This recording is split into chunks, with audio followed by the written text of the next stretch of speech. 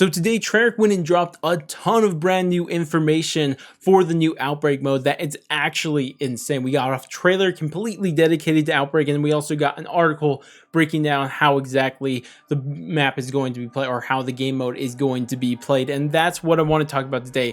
I'll first quickly mention everything in the trailer that is important, and then we'll move on to the article, because the article is kind of long and I've already read it all the way through, so I won't read it all the way through. I'll read the part that's important, but then I'll just kind of summarize how things work from there. But with that all said, let's go ahead and get into this. So for the trailer, the first thing that we could mention from the trailer is that it looks like we're going to be playing on 3 different fire team maps. Now how that's going to work, we'll get into later, but the maps that we're going to be playing on is going to be Ruka, the brand new fire team map that we had already been seeing, and also the snowy fire team map that I definitely remember the name to, but regardless, it looks like we're going to play on those 3. There's a possibility Sanatorium sometimes gets in there that they just haven't showed yet, but currently those are the only 3 we're aware of.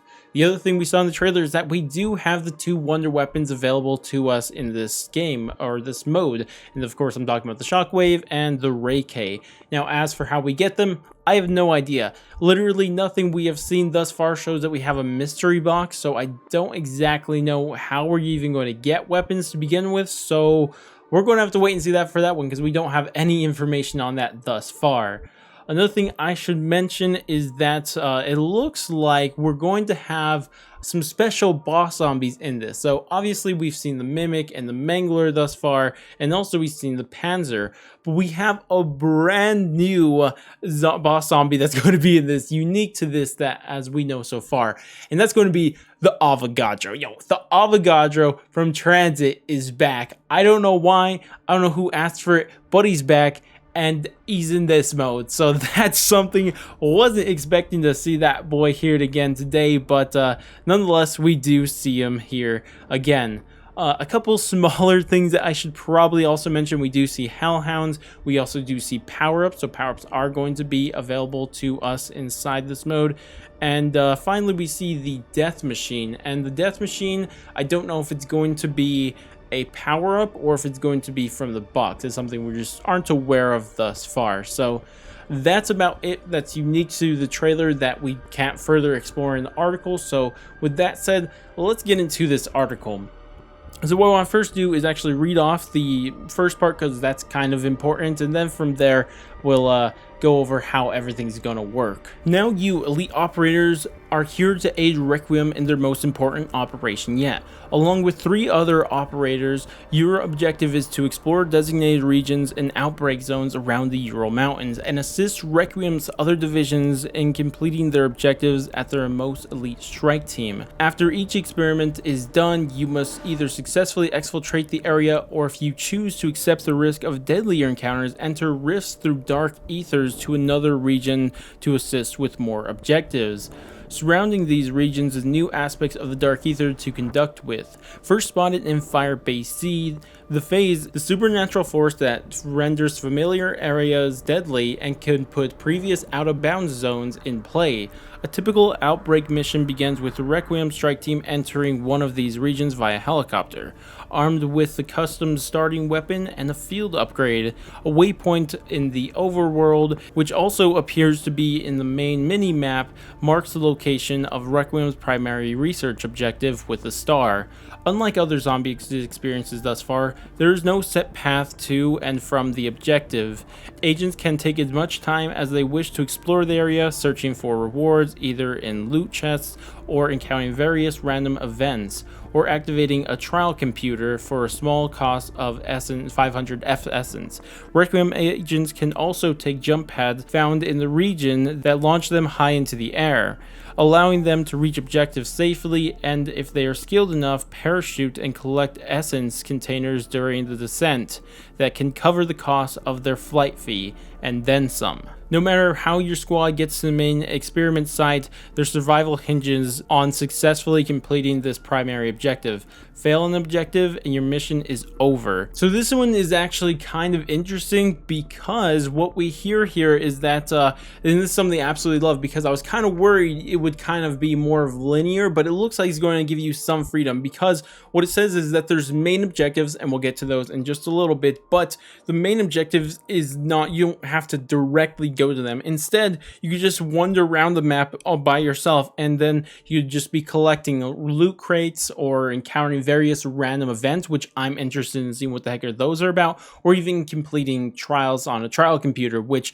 is something that I find to be really cool, that it isn't linear and you can just do kind of whatever you want on these large maps. Because I always thought, if you're going to have it on a large map, let us like go and experience the large map. I was kind of worried by that, so I'm glad to see they're going to let us just wander around the map. I'm kind of concerned a little bit that how exactly is this going to work? Like if you just wanted to play like that, can you, or is this just something you could do along the way to the main objectives? I'm hoping that maybe you could activate a whole round, go for high rounds doing that. So I don't know, we'll have to wait and see how that all works out, but either way, that's generally something that is kind of important. But as for the different objectives, or the main objectives on this map, there are 1, 2, 3, 4, 5 different objectives that we want to go over. And I just need to say the name of them and you'll generally know how they work, but I'll go into a little bit more nuance. But either way, the first one that we have is defend. So I don't really need to explain what this is. It's just a defense step, right? There's just zombies that are going to be attacking something, and you have to defend it from the zombies. Pretty simple stuff, so I don't really feel like I need to really explain this one. It's just defend a thing. This is, of course, where we saw that floating zombies head, and the story to this is that you're collecting some information on these things that have been in the Dark Ether, trying to get their DNA and stuff, but regardless, it's pretty much as we expect. The next thing we see is escort. Again, don't really explain what escort is, but there's going to be a rover that we saw in both trailers thus far, and you just have to escort the rover and make sure the zombies don't break it. It's just defend, except the defend spot's moving, right?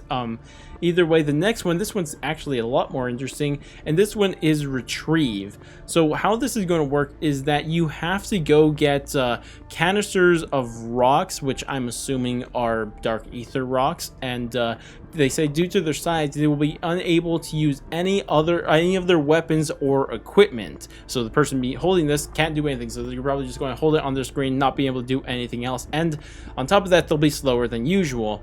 But there's actually a unique thing to this, and this is something I think we saw in the trailer, and the reason I waited to point it out is because I think that this is what it is. But it says, while you're holding the Ethereum crystal, your normal field upgrade is replaced with a very powerful one, which can emit a small burst of ether energy that knocks down nearby zombies, helpful in a pinch, or other operators can pick them off. So we saw in the trailer, we saw someone with a red glow around them, and I didn't know what that was. I thought it was maybe a new ability to one of the current, or maybe even the new field upgrade, but it looks like this is what it is. It's this next field upgrade, or the special field upgrade that you get while you're holding this canister. So that's what that is. But either way, what you have to do with this canister, you just have to like go take it to a rocket and literally launch it to space, and then you'll be done with that. So there's that.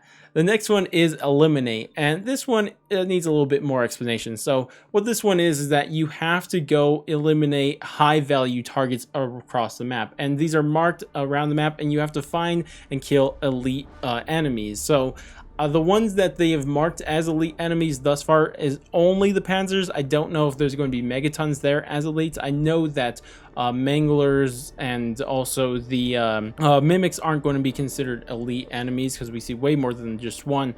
So I wonder if it's the Panzer and maybe the Avogadro or maybe the Megaton too. But either way, we have to go find these guys and go kill them, and that's the mission, is just to eliminate an elite guy around the map. But for the final one, this one seems very, very interesting, and this one's called Holdout. So how this is going to work is that you have to enter into the Dark Ether, and when you're there, you're trying to blow up the place pretty much. And what you have to do is just survive in the Dark Ether while hordes of zombies are holding you off in this small refined area, because you can't access the full map at this point. But while you're there, you have to hold out against zombies for as long as it takes to blow up this area. So you have a timer on screen, and you have to just survive as long as that timer lasts. They don't say how long that timer lasts, but they do say there's a timer that you just have to survive as long as that timer says so. So that's how that's going to work. But that's interesting, probably the coolest one out of all of them, entering the Dark Ether and stuff. But regardless, for the final thing we got to mention in terms of gameplay for now is the Exfil, or not to Exfil as they say here, they call it the Beacon. So what they say is, after you complete successful experiments, all agents must move to a mysterious beacon marked somewhere within the region. Just like getting to objective itself, there's no linear path to the beacon, but roaming hordes may make some routes more viable than others.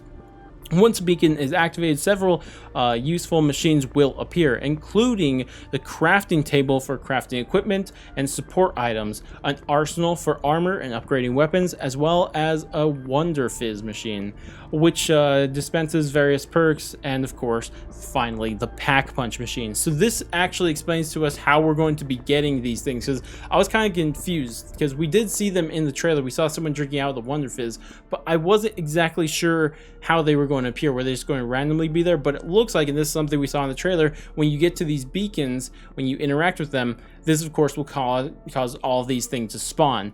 And then from there, you could rather choose to exfil or not exfilling. And this is where it gets interesting. So exfil, it works how we normally expect exfil to work, right? You just have to hold off, kill a certain amount of zombies in a certain amount of time, and then of course you'll be able to exfil if you are successful in that.